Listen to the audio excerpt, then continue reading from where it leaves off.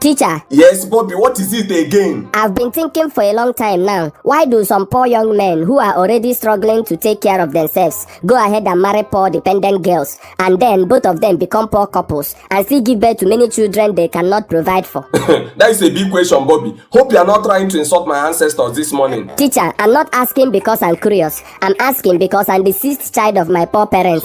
6 of us hawk bottled water in the market after school. Even on weekends, we are still hawking while other children are sleeping or watching cartoons. Why didn't my parents stop at 1 or 2 children? What pushed them? Bobby, many poor men go into marriage because they believe marriage brings God's favor. The Bible said in Proverbs chapter 18 verse 22 that he who finds a wife finds a good thing and obtains favor from the Lord. Then I ask, after obtaining the favor they hoped for, why didn't they check whether that favor was enough to start having children? Didn't they know that if couples fail to plan and prepare before having children, they have already planned and prepared to fail the children they will bring into the world? Relying on hope is useless because hope without action is empty. Bobby, some couples believe that God commanded humans to multiply. In the Bible, Genesis chapter 1 verse 28, God said, "Be fruitful and multiply and fill the earth." That excuse is weak, teacher. After all, God didn't say, even if you are poor, scatter children everywhere. When couples give birth to the first child and see their condition is not improving, and then the second child comes and things get worse, why can't they stop there and use their common sense to reason that if God wanted them to multiply, he would first multiply their food instead of their poverty?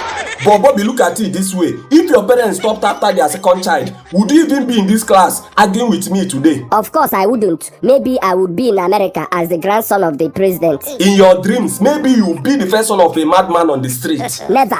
You can never tell. Another thing, Bobby, some poor couples end up having many children because of competition. Teacher, competition for what? Poverty Olympics? Maybe the neighbor has 4 children, so they want to have 5. If someone is already poor, what is he competing for? World's best struggling family?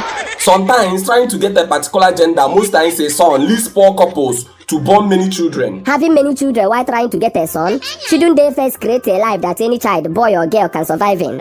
Again, Bobby, some men marry even when they know that life is tough because they hope marriage will turn things around for them. Teacher, hope is good, but hope without planning is just gambling. If your salary cannot feed you alone, why add another person and why add children on top?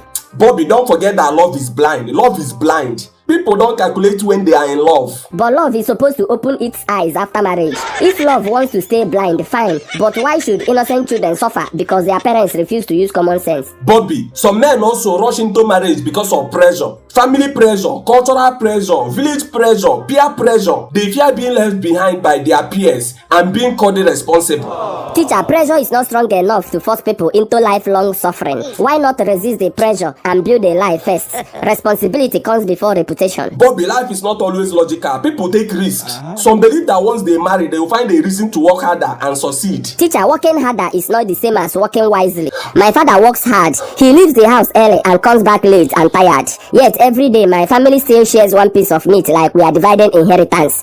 Hard work without planning leads nowhere. If hard work alone solved poverty, my family would be billionaires by now.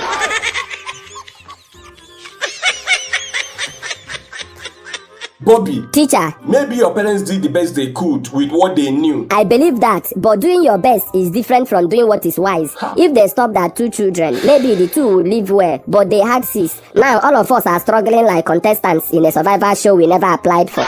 So what is your marriage advice to people, Mr. Philosopher? Simple and clear. If you don't have money, don't rush into marriage.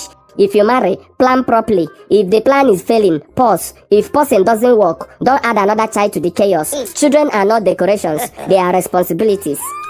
Honestly, your points are strong, Bobby, but life is complicated. Teacher, life is only complicated when we refuse to think. Let people think before they rush into marriage. Let people think before they give birth. Let people think before they multiply. Let people think before they bring innocent children into a life of hunger, hustling, and hawking in the streets when they should be enjoying childhood.